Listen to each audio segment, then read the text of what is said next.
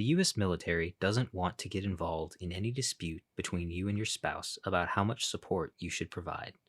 It is a personal matter between you and your spouse. But there are instances when your commander will intervene to make sure you are providing adequate support to your dependents.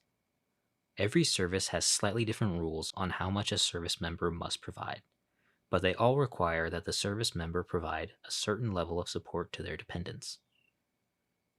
The Army rules for family support are found in Army Regulation AR 608-99.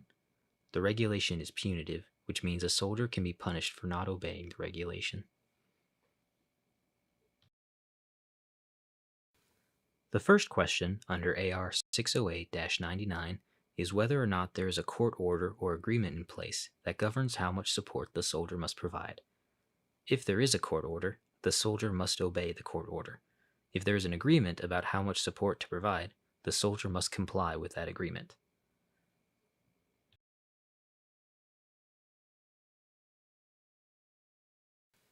Even if there is no court order or agreement, the soldier is considered to be providing adequate support if his or her dependents are living in government quarters. If the soldier's dependents already live off post, or move off post after the parties separate, and there is no court order or agreement about support, the soldier must provide the amount of support specified by AR 608-99. The amount the soldier must pay for support under AR 608-99 depends on how many family members he or she has. Under the regulation, a family member includes anyone the soldier has an obligation to support. This would include the soldier's current spouse and all children belonging to the soldier.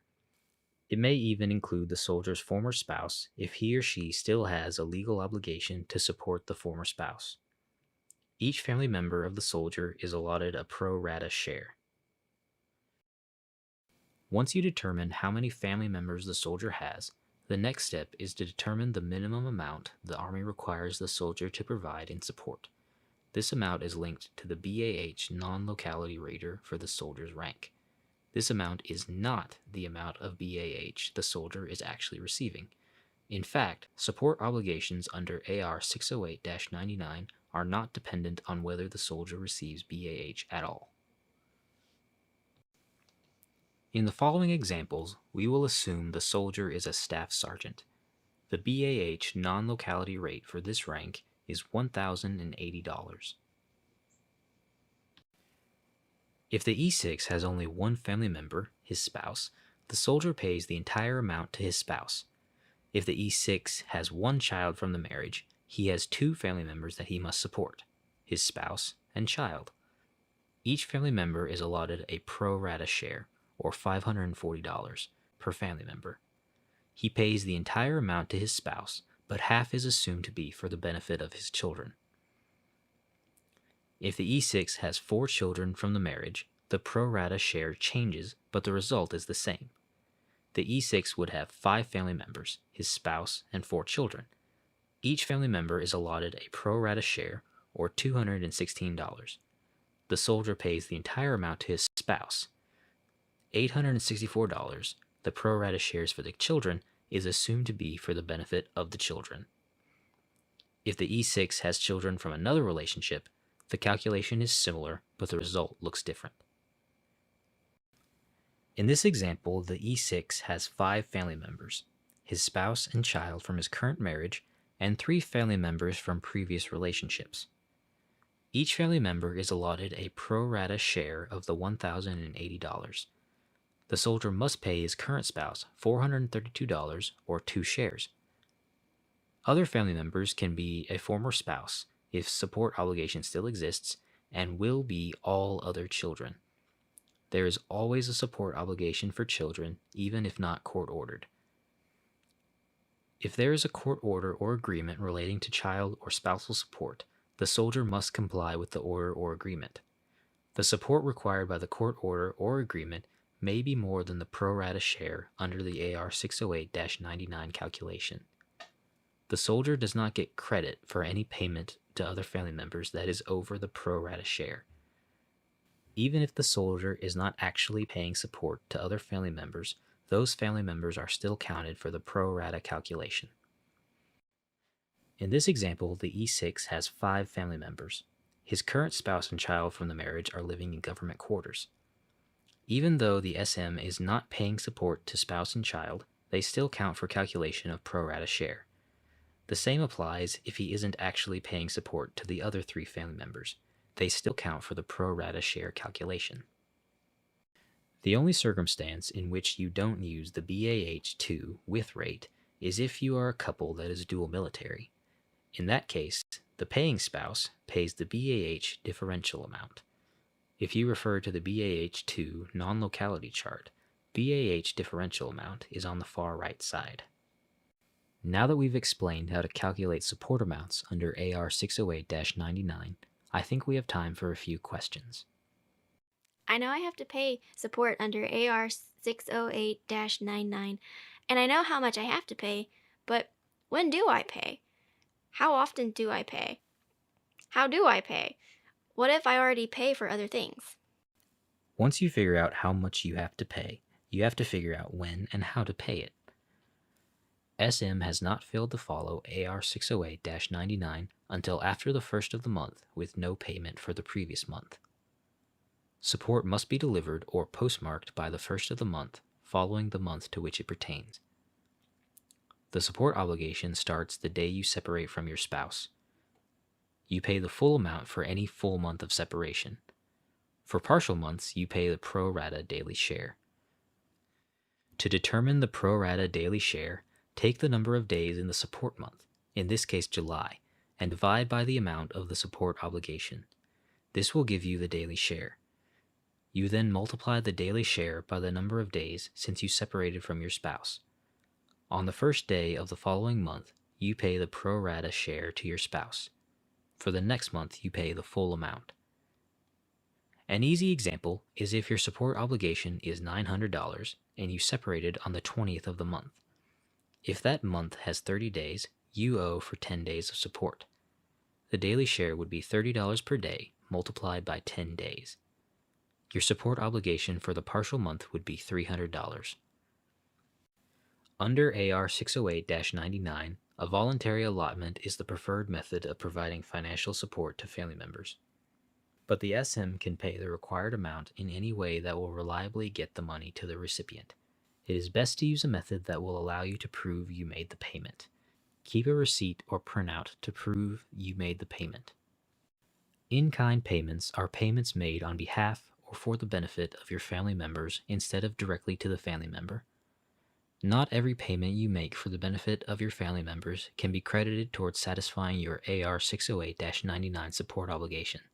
Payments for rent, mortgage, and essential utilities can be credited towards a soldier's support obligation, but only if soldier is legally obligated to make those payments by contract, lease, or agreement. If the soldier has no legal obligation to make the payment, it will be considered a gift and will not reduce the AR 608-99 support obligation, unless the family member agrees in writing that it should be considered an in-kind payment. Essential utilities include gas, electricity, and water, but does not include other utilities such as phone or cable. Are there any other questions? I know my spouse has to pay support under AR 608-99. I know how much. I know when and how. I even know about in-kind payments. But what if my spouse doesn't provide the support required by AR 608-99? AR 608-99 is a punitive regulation, which means that soldiers can be punished for failure to obey the regulation. But remember, the Army doesn't want to get involved in your personal business. The Army assumes that soldiers are complying with their support obligations until a complaint is received. A family member can complain directly to the soldier's commander or go through the Inspector General's office. Once the commander receives a complaint for non-support, he or she has 14 days to provide a response. The fill-in-the-blank form on the left of the slide is available to make the complaint process easier. Copies of the form are available upon request. We've got time for one last question. I know what AR 608-99 says and how much I have to pay. I know when and how to pay. I even know about in-kind payments. But I still don't think I should have to pay. Can I get released from the obligation to pay? The battalion commander cannot relieve you from support that is required by a court order or separation agreement. If a court order or agreement is valid, you must follow it. If you believe the court order or agreement is invalid, the battalion commander may relieve you of the obligation, but only if you can show you are actively seeking to correct whatever problem there is with the court order or agreement. The battalion commander may relieve you from an obligation to support your spouse, but it is not likely to relieve you from any child support obligation. The battalion commander won't relieve you from the support obligation if you are receiving BAH with solely on the basis of providing financial support to your spouse. You must be willing to terminate such BAH with effective upon the date you are released from the support obligation. When comparing the soldier's income to the spouse's income, the battalion commander will only consider the soldier's base pay and will not take into account any allowances such as BAH or off-duty employment. When considering the spouse's income, the battalion commander will include wages and all other sources to include returns on investments and rental income. Abuse by the soldier's spouse must be substantiated by family advocacy, a court judgment, or restraining order, and cannot be the result of mutual affray. The battalion commander can relieve a soldier from the support obligation if the parties have been separated for 18 months, the soldier has made the financial support required by AR 608-99 for the entire 18 months. The spouse has the opportunity to seek a support order from a civilian court, and the soldier is not trying to avoid any civilian court case related to support. If the support family member is in jail, the battalion commander can relieve a soldier from the support obligation. The battalion commander can also relieve a soldier of the support obligation if the child is not in the custody of his or her authorized custodian, but the soldier must show that he or she is taking active steps to getting the child returned to the proper custodian or to be awarded custody. The brigade commander can reduce the support obligation or release the soldier entirely. However, the standard is high. No relief will be granted unless such relief is demanded as a matter of fundamental fairness. This rarely happens. Our office has informational handouts regarding to support obligations under AR 608-99. These handouts are available in the briefing room or in the information kiosk in the reception area. If you need to speak with an attorney concerning AR 608-99 requirements, you can call the Client Services Division at 804-765-1500 to make an appointment.